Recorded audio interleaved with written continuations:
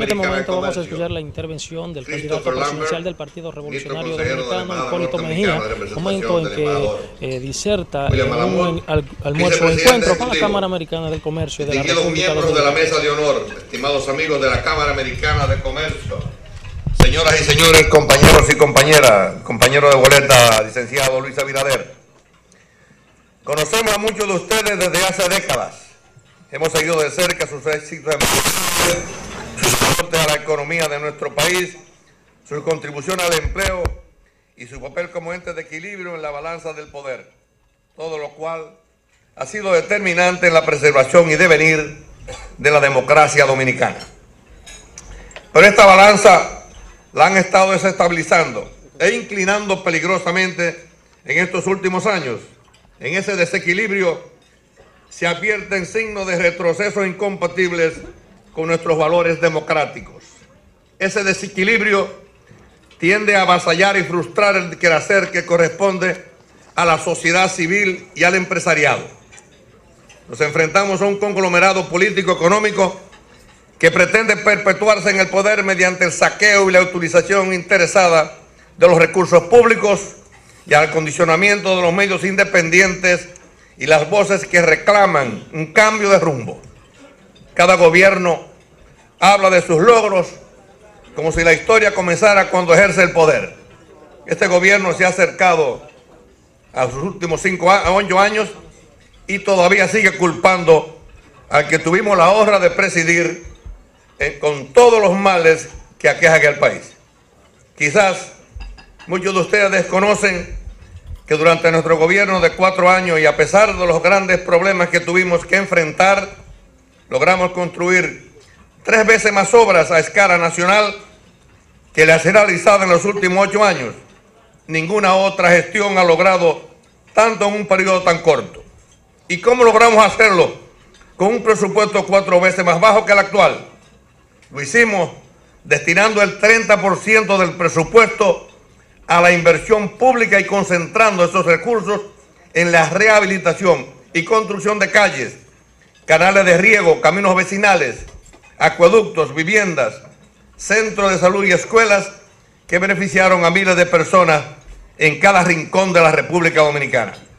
El pasado año, la inversión pública fue inferior al 18% del gasto total del gobierno, el cual ha tenido que valerse del financiamiento externo concentrado y atado a grandes proyectos fundamentalmente en la ciudad capital. Obviamente, no escapa a nadie que la mayor parte de esas obras tienen un sobrecosto de un 30% para el pago, obviamente, de comisiones, origen espurio de la acumulación de enormes fortunas.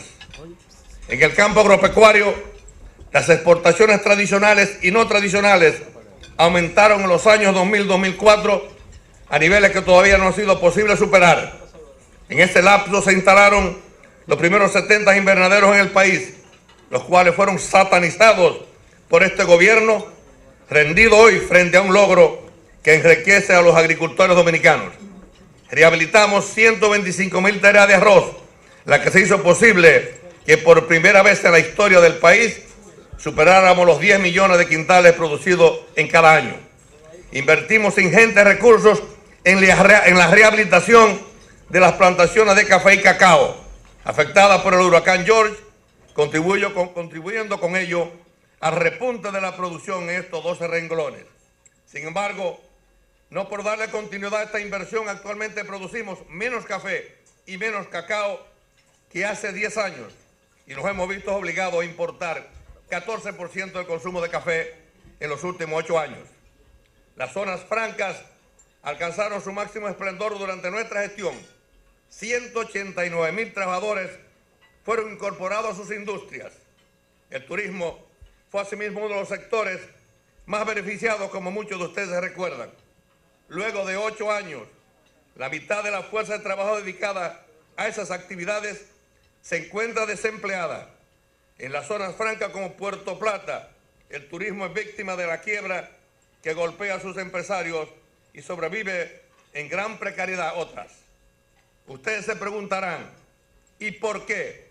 Simplemente Es más importante para este gobierno construir cientos de lujosos apartamentos frente al Parque Mirador del Sur para distribuirlo entre sus funcionarios y seguidores que construir el puerto turístico de Puerto Plata. Porque además, una inmensa fortuna se encuentra en los bolsillos de no pocos funcionarios inescrupulosos y en obras que fueron obras destinadas a engrandecer o a nuestra nación. En materia institucional, aprobamos más de 15 leyes de trascendental importancia, resultado que no deja de ser un récord histórico en la República Dominicana y en los canales de la historia. Basta mencionar la ley de salud, la de seguridad social, la ley de hidrocarburos, la ley monetaria y financiera, la ley de medio ambiente, la ley sectorial de áreas protegidas, la ley que crea el Código de Protección de los Derechos Fundamentales de los Niños, Niñas y Adolescentes y la ley de electricidad, para solo citar unas cuantas importantes.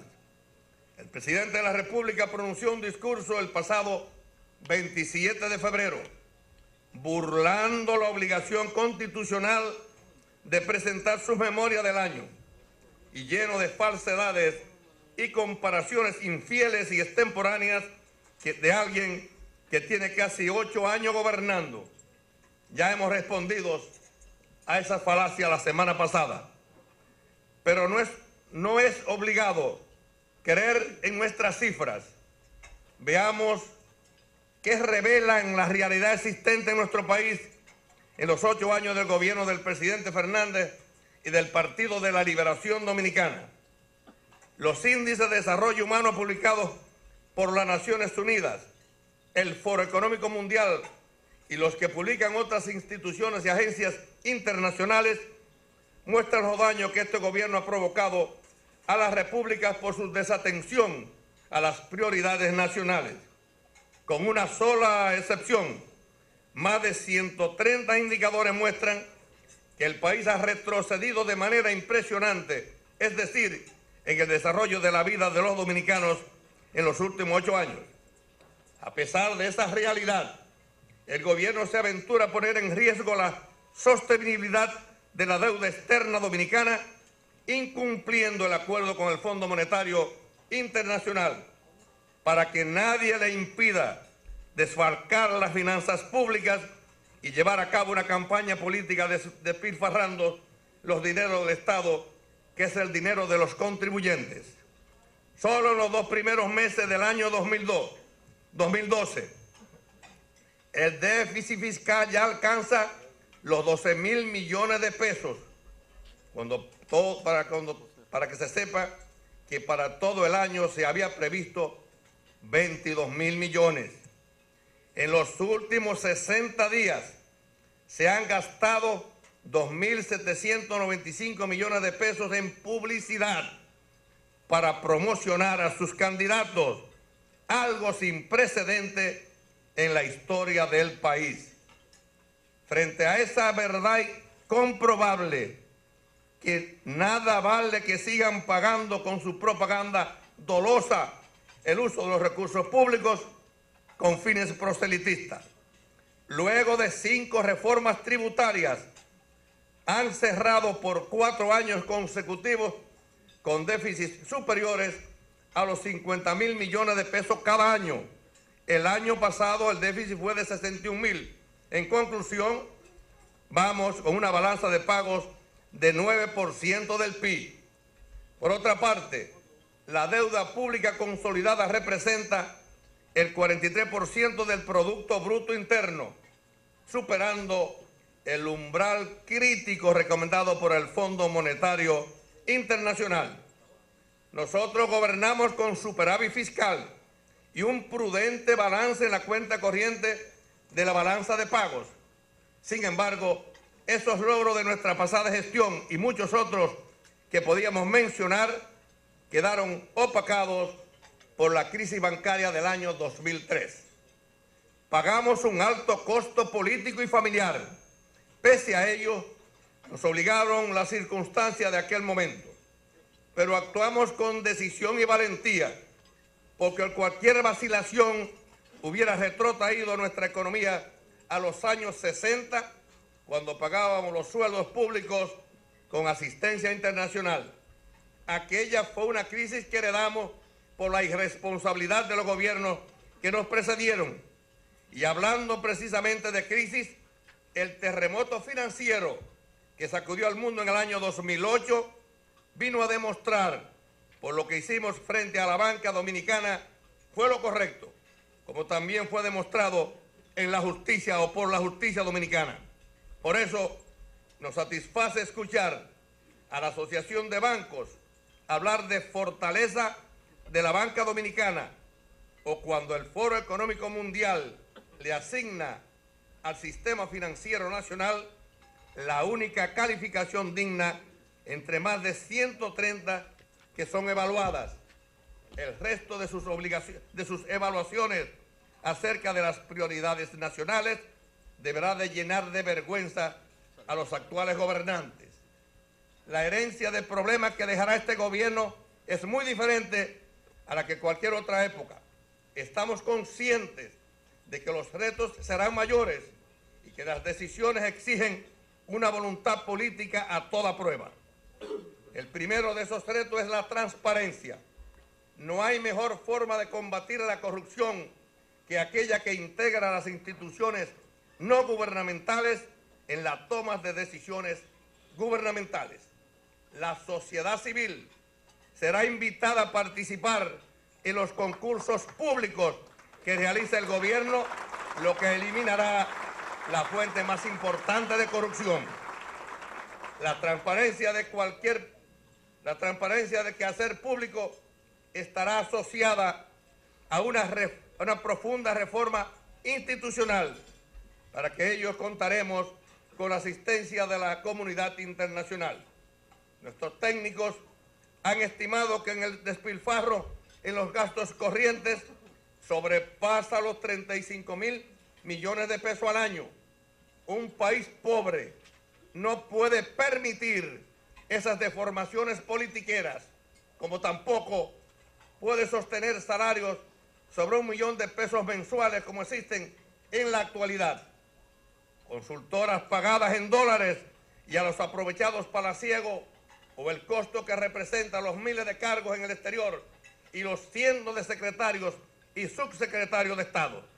Ya hemos reiterado que asignaremos en otro orden de ideas el 4% del PIB a la educación, cueste lo que cueste. Lo primero es asegurar que este aumento del presupuesto, junto a que tendremos erradicando el clientelismo, llegará a las escuelas, a los estudiantes y a los profesores. La buena educación es cara y requiere muchos recursos. Haremos énfasis en la educación inicial, que todos los especialistas del mundo señalan como la clave para el aprendizaje y rendimiento posterior de niños y niñas. Vamos a sembrar el país de institutos politécnicos, donde se formen jóvenes en las áreas que coadyuven al desarrollo y que son hoy día exigencias de la mayoría de las empresas, contribuyendo así a elevar la productividad del trabajo. Carreras orientadas al empleo técnico, bien remunerado, con capacidad de facilitar negocios propios, los cuales serán beneficiosos con una posición de profesional mal pagado. Hay una experiencia de un miembro aquí, a mi lado, en el Instituto Politécnico Loyola, con la colaboración de su empresa y de Caterpillar, de su compañía matriz. Esa experiencia debiéramos aprovecharla en todo el territorio nacional. Haremos una revolución educativa y buscaremos asistencia internacional para implementarla. Es un legado que estamos decididos en dejarle al país y a nuestras generaciones que vienen. En cuanto a la salud, continuaremos lo que iniciamos durante nuestro gobierno y que ha sido una de las grandes conquistas sociales de las últimas décadas. Nos referimos a la seguridad social. Comprendemos que por ser una conquista nuestra, el gobierno se ha dedicado más a criticar la ley de seguridad social que la de cumplir con sus objetivos. La atención primaria es uno de los pilares de la seguridad social, pero 10 años después de haberla concebido, todavía le están dando vueltas y vueltas a algo que es básico para hacer financiable el sistema. También es inexplicable que sigan funcionando paralelamente dos sistemas de salud, donde la burocracia ministerial siga absorbiendo el grueso de los recursos presupuestarios.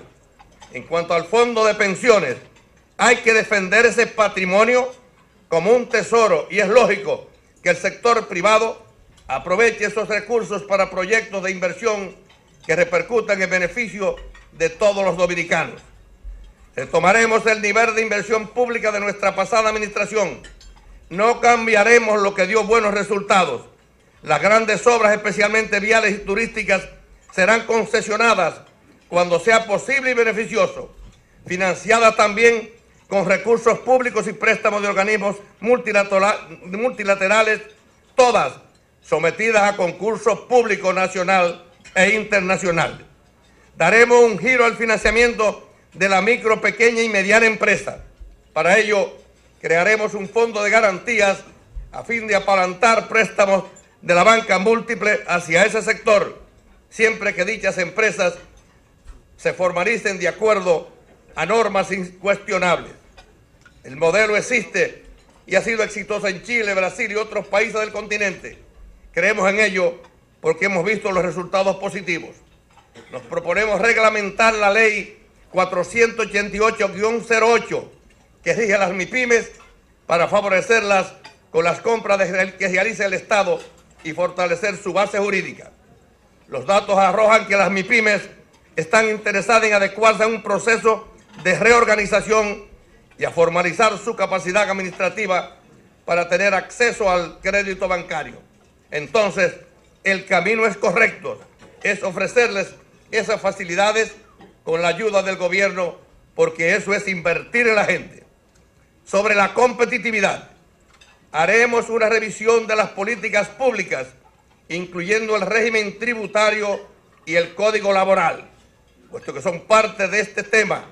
El Foro Económico Mundial nos coloca hoy en la posición 125 en cuanto al impacto negativo del sistema tributario, cuando en el año 2004 estaba en la posición 69. Los empresarios estarían en mejor posición de competir y crear empleos productivos si se les permite operar en condiciones laborales similares a los demás países de la región. Los trabajadores también se beneficiarían, especialmente los que actualmente no tienen empleo. Pero hay que modificar el sistema, el régimen tributario, y para lograrlo es necesario alcanzar un consenso en todos los sectores a fin de realizar la anhelada reforma fiscal integral que ordene de una vez por todas el desorden fiscalista que frena el desarrollo nacional y promueve toda una serie de distorsiones y manejos turbios. Si no cambiamos el modelo importador actual por uno que privilegie la exportación y sustituya el exceso de importaciones, estaremos condenados a déficits y endeudamientos crecientes. El DR-CAFTA fue concertado durante nuestro gobierno y seguimos pensando que es la apuesta más rentable para incursionar en el mayor mercado del mundo, el mercado de los Estados Unidos de América. Pero en nombre de los desmontes, de esos desmontes arancelarios establecidos en dicho acuerdo, se han cometido muchas irregularidades y abusos en estas importaciones de bienes de consumo y de materias primas que están fuera de la cuota. Esa práctica será extirpada de raíz, porque cuando hacemos nuestro recorrido por el país nos indigna ver las penurias que sufren nuestros industriales, ganaderos y agricultores. Pero también hemos comprendido que hay que mirar más allá del DR-CAFTA, ya que los países emergentes de Asia y América Latina crecen con mucho dinamismo, abriendo grandes oportunidades de negocios. Sin embargo, para que la industria nacional aproveche esas oportunidades, debe adaptarse. Tenemos que desmantelar todas las barreras que han provocado que nuestro sector industrial haya perdido fuerza para poder seguir generando empleo y creando riquezas. Eso incluye revisar impuestos, leyes y las condiciones que regulan el mercado de la tierra, el transporte, los derechos de propiedad, los hidrocarburos, los insumos y la energía. Necesitamos obviamente la inversión extranjera para salir adelante. Tomaremos las medidas necesarias y precisas en el orden jurídico, institucional y fiscal para que los inversionistas vean a nuestro país como una gran oportunidad de negocio. También someteremos al Congreso una ley de respuesta administrativa oportuna para proyectos de inversión extranjera y doméstica que reduzca el tiempo de aprobación de los mismos. Hay 3 problemas que tenemos que resolver para garantizar el flujo de inversión extranjera, que son la corrupción, la energía y la seguridad ciudadana. Sobre el sector eléctrico, pedimos al sector privado que se involucre en la solución de este grave problema. Queremos a muchos empresarios en este mercado. Eliminaremos las trabas que impiden al sector privado incursionar en ese mercado eléctrico. Privilegiaremos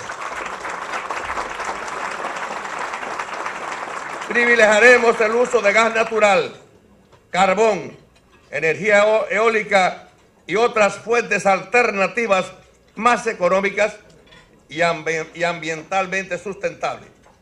La delincuencia arropa nuestra sociedad. Es difícil encontrar a una familia en la que alguno de sus miembros no haya sido víctima de la delincuencia. Probablemente las familias, muchos de la familia, y quizás en algunos casos la familia entera. Este gobierno no ha tomado en serio el problema delincuencial que tiene nuestro país y tampoco las necesidades de una Policía Nacional abandonada a su suerte, mientras algunos de sus superiores se sumergen en la codicia y el enriquecimiento fácil. Hay que mejorar las condiciones salariales de los agentes del orden público. Hay que depurar sus filas y hay que dotarlos de medios modernos para que cumplan su misión. Damas y caballeros, queremos hacer algunas puntualizaciones sobre la macroeconomía.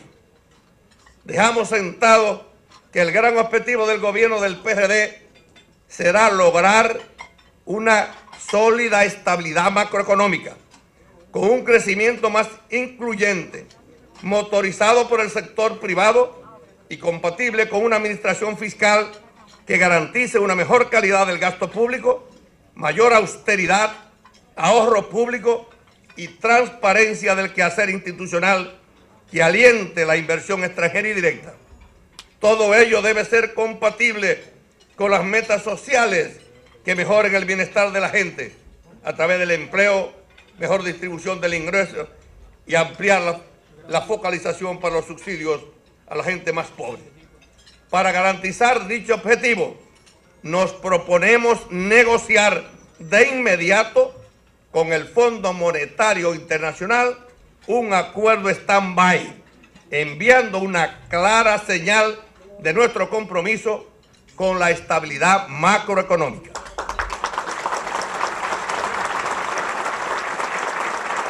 La época del endeudamiento alegre terminará el próximo 16 de agosto. Igualmente despilfarro. No es posible que seamos el país que menos ahorra en América Latina, al decir al Foro Económico Mundial apenas 3% del PIB. Es hora de austeridad, óiganlo bien. Comenzaremos con la austeridad y terminaremos con la austeridad. Pero, repito esto, es hora de austeridad, óiganlo bien. Comenzaremos con la austeridad y terminaremos con la austeridad. Pero también es hora de que la agricultura vuelva a renacer, que las piedras que obstaculizan a nuestras industrias sean removidas, que las zonas francas vuelvan a repuntar, aprovechando en estos momentos las nuevas ventajas competitivas ante China y otros países asiáticos, y que el turismo se duplique. Para Rainieri, el tuyo está duplicado, renovando todos sus puntos cruciales abriendo fáciles caminos hacia su destino y rompiendo las trabas que desarrollan y que debe desarrollar otro polo como el Sur Largo. Lo que hemos presentado en el día de hoy tiene una armonía perfecta con los lineamientos de nuestro programa de gobierno, que lo enviamos hace unos días, se lo hicimos saber al pueblo dominicano la semana pasada y que está disponible para todos de ustedes. La pregunta es cómo vamos a implementar esos cambios. Tenemos que hacerlo juntos, con todos ustedes, con el Congreso, con los sindicatos de trabajadores, con los campesinos, con las organizaciones profesionales, con las iglesias, con los partidos políticos y con las organizaciones de la sociedad civil. Aspiramos a ser el presidente de los grandes acuerdos nacionales.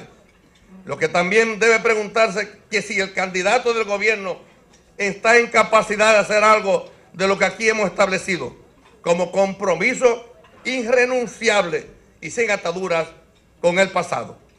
Y eso nos lleva al último tema que queremos compartir con ustedes, el de la rampante corrupción administrativa que hoy sacude a toda la República Dominicana.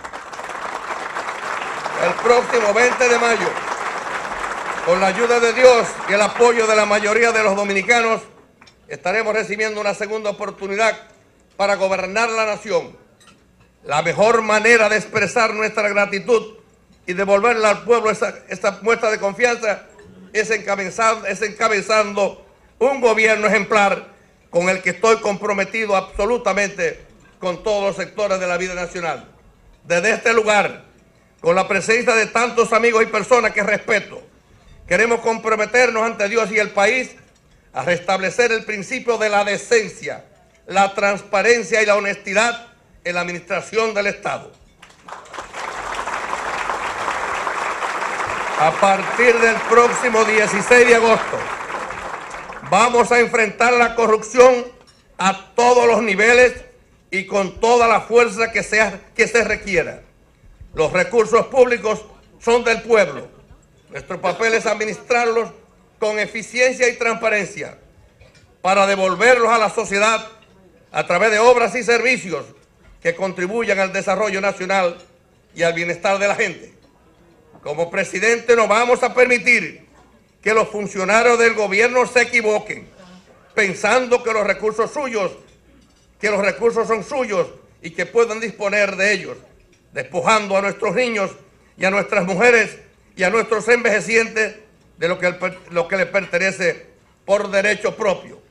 A partir del 16 de agosto enfrentaremos el flagelo de la corrupción con todas sus consecuencias. Actuaremos con responsabilidad, caiga quien caiga. Señores y señores,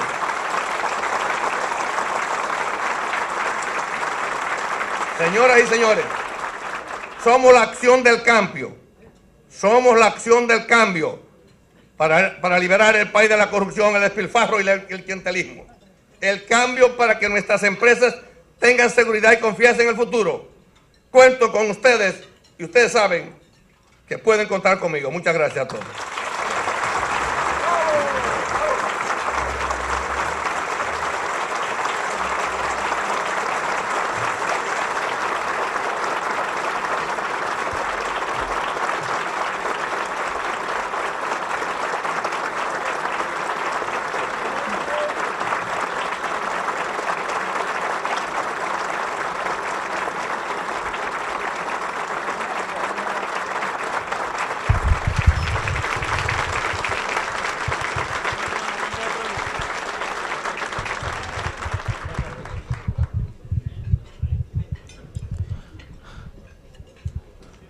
Han escuchado ustedes el discurso que ha pronunciado el candidato presidencial del Partido Revolucionario Dominicano, ingeniero Hipólito Mejía, momentos en que participó en un encuentro almuerzo con la Cámara Americana de Comercio de la República Dominicana, donde prometió que hará un gobierno diferente al oficialismo. Para el siglo XXI, Jesús Camilo.